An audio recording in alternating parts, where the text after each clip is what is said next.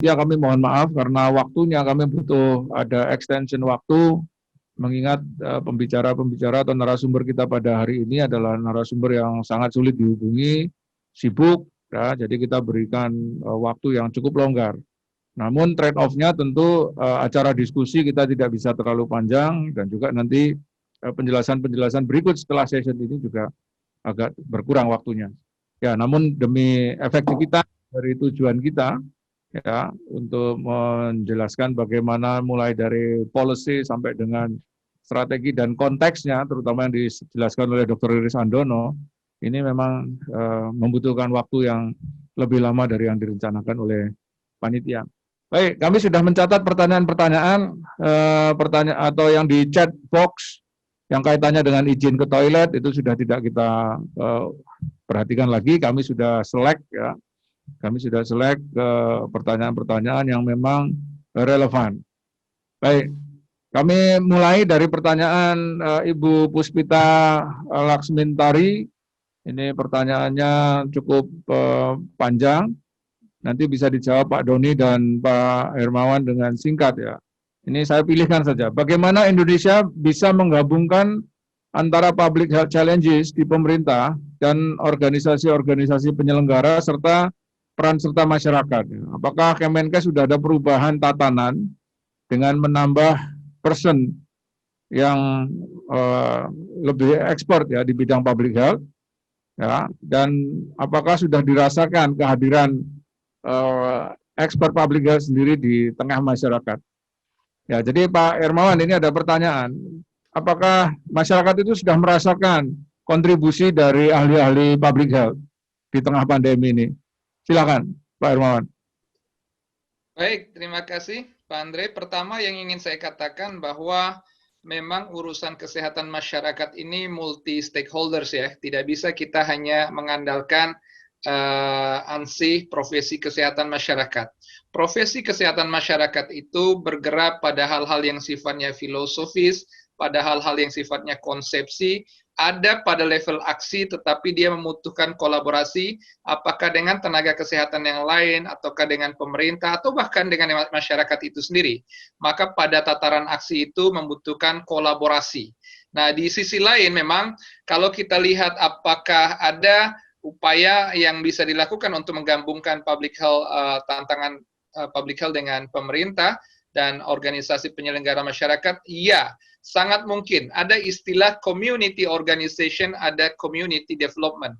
Pengorganisasian masyarakat dan pengembangan masyarakat itu bagian dari basic skill dari public health. Maka ilmu administrasi kebijakan kesehatan itu termasuk ilmu perilaku atau ilmu komunikasi kesehatan sesungguhnya mendesain individu ahli kesehatan masyarakat menjadi orang-orang yang mampu untuk menggerakkan dan mengorganisasi masyarakat sekaligus menjadi konseptor, inisiator untuk pengembangan masyarakat menyangkut keberdayaannya. Maka dikenal istilah community-based initiative atau upaya yang berbasis masyarakat. Upaya yang berbasis masyarakat ini dalam konteks upaya kesehatan masyarakat sesungguhnya itu memang membutuhkan ini. Tetapi di sisi lain memang seperti yang saya katakan, pemerintah harus memberi ruang agar diberdayakannya tenaga-tenaga kesehatan masyarakat ini untuk betul-betul menggerakkan termasuk dalam penanganan COVID. Kalau di level komunitas, mulai dari RT, RW, pedesaan atau kelurahan itu, diberdayakan peran dari tenaga-tenaga kesehatan masyarakat, ada surveillance, ada promkes, ada analis kesehatan lingkungan, ada administrator kesehatan, bahkan ada bidan dan perawat komunitas, itu sangat efektif untuk memberikan edukasi sekaligus sistem atau early system untuk mendeteksi dan pengendalian COVID di lapangan. Ini yang terkait dengan Bu Puspita, Pak Andre. Terima kasih Pak Hermawan. Kita stop dulu. Pak Riris, ini saya menyambung dengan pertanyaan ini, cuman saya rubah sedikit bahasanya supaya cocok dengan presentasi Pak Riris. Ini kita lihat bahwa center-center pendidikan atau universitas itu punya hasil riset yang kemudian itu tidak bisa diamini oleh pusat riset yang lainnya. Misalnya ketika UNER mengatakan sudah menemukan obat, Universitas X mengatakan sudah menemukan vaksin. Apakah ini yang dimaksud dengan kontestasi tadi atau ini adanya ketidaksinkronan di dalam roadmap riset pandemi ini? Silakan Pak Doni. Ya, saya rasa dua-duanya, artinya bahwa memang sebenarnya partisipasi itu sesuatu yang penting untuk memastikan semua resource itu bisa kita gunakan. Tetapi ketika tidak ada concerted effort atau coordinated effort, itu menjadi sesuatu yang silang sengkarut. Dan saya tadi mengatakan koordinasi yang silang sengkarut itu satu hal. Tetapi di sisi lain, kita melihat bahwa karena mungkin pengaruh sosial media dan sebagainya, orang berusaha paling cepat muncul sebagai bintang. Bahkan misalnya dalam kasus ini isunya kan isu ingin mendapatkan sesuatu yang paling cepat, paling baru, tetapi kemudian meninggalkan good practices dalam melakukan risetnya. Nah, itu juga misalnya influencer mengambil seseorang yang tidak jelas latar belakangnya untuk kemudian ditampilkan sebagai narasumber atau expert.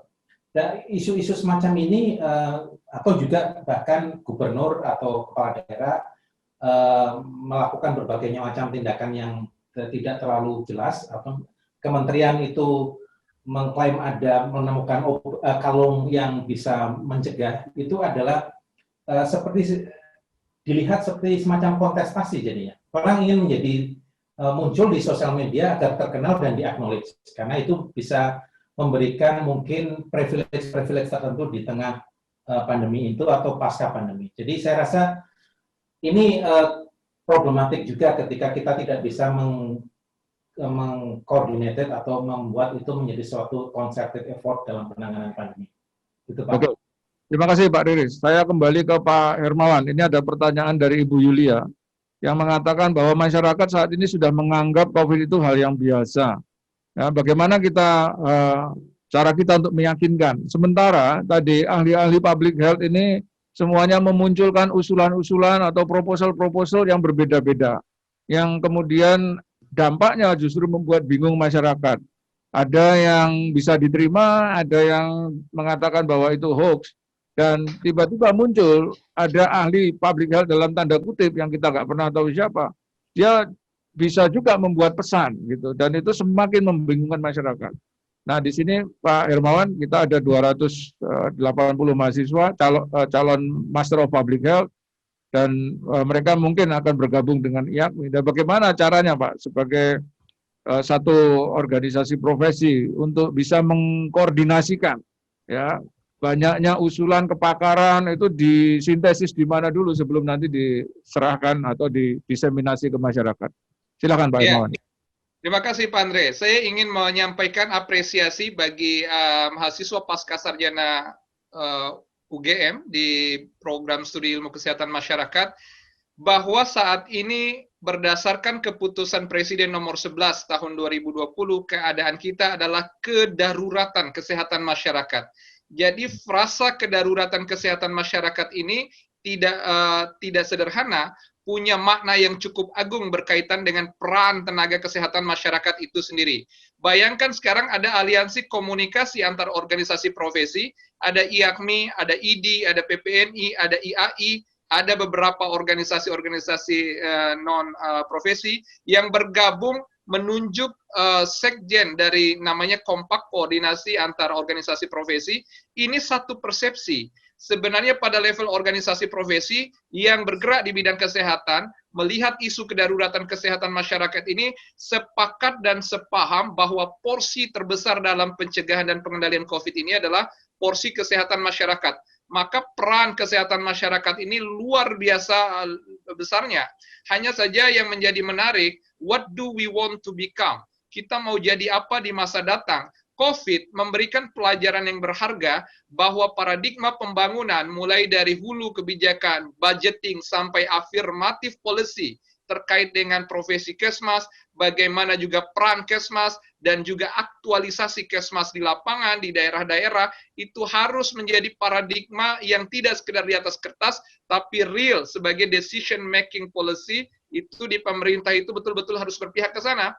Karena kalau semua dilakukan berdasarkan perspektif kesmas di ranah public health, maka public health sebagai gatekeeper itu akan mampu meredam banyaknya kasus yang naik kepada layanan kesehatan rujukan. Ini juga tentu akan mengurangi beban dari sejawat kita, dokter dan lain-lain yang berhadapan dengan berbagai penyakit tidak menular, bahkan penyakit menular menjadi pembunuh. Saat ini dengan COVID saja luar biasa, padahal dalam keadaan normal, penyakit tidak menular menjadi penyakit pembunuh nomor 1 di Indonesia. Dan Prankesmas tentu saja menjadi porsi yang luar biasa dalam hal ini.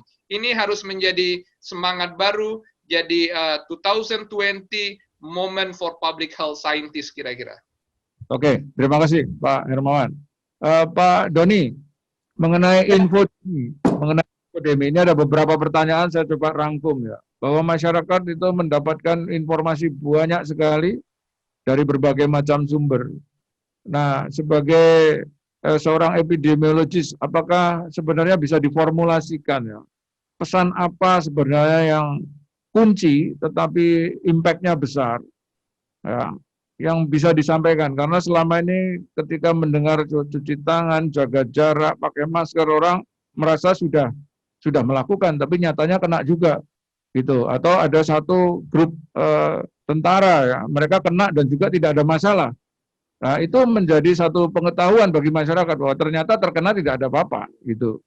Nah, bagaimana strateginya, Pak, supaya informasi-informasi ini bisa diluruskan? Silakan, Pak. Ya, terima kasih. Ini yang saya rasa satu hal tadi bicara infodemik, informasinya ada di mana-mana, yang semuanya bisa diakses oleh masyarakat karena adanya sosial media, adanya smartphone saat ini.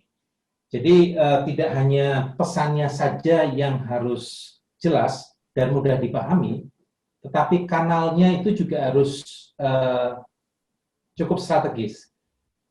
Masyarakat harus tahu informasi yang otoritatif itu yang mana, dan bagaimana mereka bisa mendapatkannya. Sekarang ini kalau saya lihat, mungkin saya bercerita dengan apa yang kami lakukan ya. Ketika kami membuat buku saku yang pertama itu untuk individu, salah satu alasannya adalah itu tadi, informasi yang terlalu banyak, maka masyarakat bingung. Kita ingin menciptakan informasi yang bisa masuk ke keluarga. Dan untuk bisa masuk ke keluarga itu harus bisa di-share dengan kanal-kanal sosial media yang biasa digunakan oleh keluarga.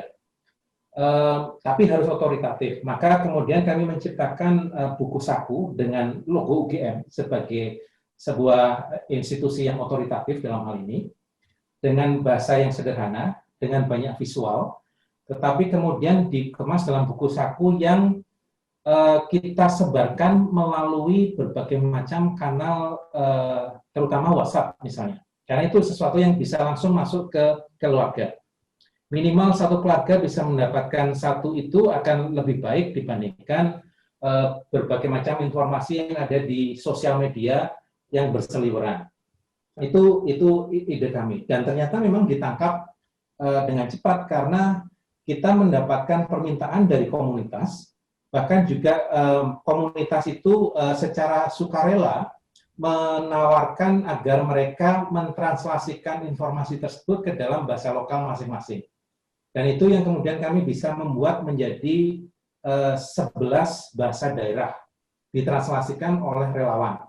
Nah, upaya-upaya bagaimana kita tidak hanya menciptakan pesannya saja, tetapi mengenali kanal mana yang bisa menyebabkan informasi itu bisa sampai ke rumah tangga, itu menjadi sama pentingnya untuk bisa masyarakat ini. Tapi memang retensi terhadap informasi itu yang lain lagi. Orang sudah membaca, sudah tahu ketika membaca itu mereka melakukannya, tetapi ketika sudah agak lama juga akan hilang lagi. Jadi bagaimana bisa membuat itu menjadi retensi yang lebih lama, ini menjadi tantangan lagi. Jadi harus ada informasi yang berkesinambungan, yang masuk ke level keluarga, dan untuk bisa menciptakan awareness seperti itu.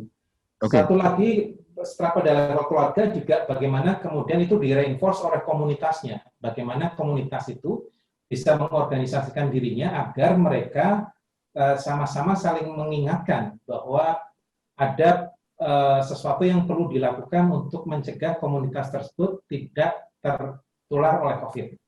Karena pada dasarnya ketika tidak ada kasus COVID mereka abai, tapi begitu ada satu kasus COVID mereka akan kebingungan harus mau melakukan apapun. Jadi harus ada coordinated effort juga untuk bisa menggerakkan masyarakat. Nah, pada level ini tidak ada orang yang mengorganisasikan sampai saat ini. Level pemerintah hampir tidak ada. Mungkin levelnya baru pada ada guideline buku desa tangguh. Tapi bagaimana itu menjadi sebuah gerakan pada level komunitas itu tidak terjadi. Dan seharusnya teman-teman NGO itu menjadi salah satu frontline aktor yang bisa kita ajak kerjasama. Itu Pak Andri. Terima kasih Pak Doni. Saya kembali ke Pak Hermawan. Pak Hermawan, ini tadi tentang infodemia. Ini ada beberapa pertanyaan, saya juga coba rangkum jadi satu. Infodemia ini kan suatu informasi yang masif dengan berbagai sumber, berbagai macam tujuan, berbagai macam pesan. Nah, ini apakah kita perlu menambah kompetensi ya dari ahli kesehatan masyarakat, terutama yang Master of Public Health, supaya bisa memahami bagaimana dampak dari apa itu infodemia, bagaimana dampaknya, dan bagaimana melakukan counter detailing terhadap infodemia. Nah, apakah dari IAKMI ada upaya untuk menambah kompetensi, Pak, dari ahli kesehatan masyarakat supaya dampak dari infodemia ini bisa diatasi? Silakan, ya, Pak. Pertama yang ingin saya sampaikan bahwa ada istilah infodemik ya. Infodemik ini kami mencoba merumuskannya lebih mudah dicerna, merujuk pada dua hal saja. Pertama, informasi epidemik. Yang kedua, informasi akademik. Informasi epidemik ini bersandar pada evidence-based public health. Artinya data-data insidensi, prevalensi, apapun yang berkaitan dengan penanganan COVID, tetapi dilakukan secara resmi dan dikeluarkan secara resmi oleh pemerintah. Maka kami pun dari Ikatan Ahli Kesehatan Masyarakat Indonesia tidak pernah menggunakan data-data di luar dashboard data yang selalu digunakan dan diakui oleh pemerintah dan multi-stakeholders. Ini yang menjadi info pandemik. Yang kedua, informasi yang berbasis akademik, ini melewati tahapan-tahapan ilmiah dari segi research, publikasi, dan juga basis-basis orang-orang yang secara akademik. Ini sekaligus kita mengcounter dari tanda kutip, jangan sampai ada orang yang mengaku ahli atau pakar-pakaran dan lain-lain, tanpa kita bisa tracing atau record jejak akademik dan lain-lain. Nah, hal ini penting ketika memang tadi banyak sekali hoax yang bertebaran di media, dan kami berapa sering di media, televisi, dan lain-lain harus mengcounter bagaimana orang menemukan obat, vaksin, klaim ahli, dan lain-lain. Tetapi kenyataannya ketika satu forum pada akhirnya mereka tergugurkan dengan tesis mereka sendiri sebenarnya. Nah, ini harus menjadi sebuah paradigma. Kandidat Master in Public Health Science harus memiliki sebuah kewajiban agar evidence-based public health itu menjadi sesuatu yang pegangan. Jadi semua harus berdasarkan data dan bukti. Maka kemampuan mengartikulasikan dalam bentuk analisis maupun komunikasi, ini yang menjadi penting. Itulah sebabnya health communication itu menjadi sebuah skill juga yang wajib dimiliki oleh mahasiswa pasca sarjana, apalagi nanti yang berlabel ahli kesehatan masyarakat. Perlu nanti UGM betul-betul merancang apakah dalam bentuk short course ataukah dalam bentuk mata kuliah untuk memaksimalkan kemampuan komunikasi sekaligus mengelaborasi informasi-informasi agar infodemia ini tidak menjadi salah arah begitu. Ini yang menjadi konsen kita. Baik, terima kasih. Terima kasih Pak Hermawan.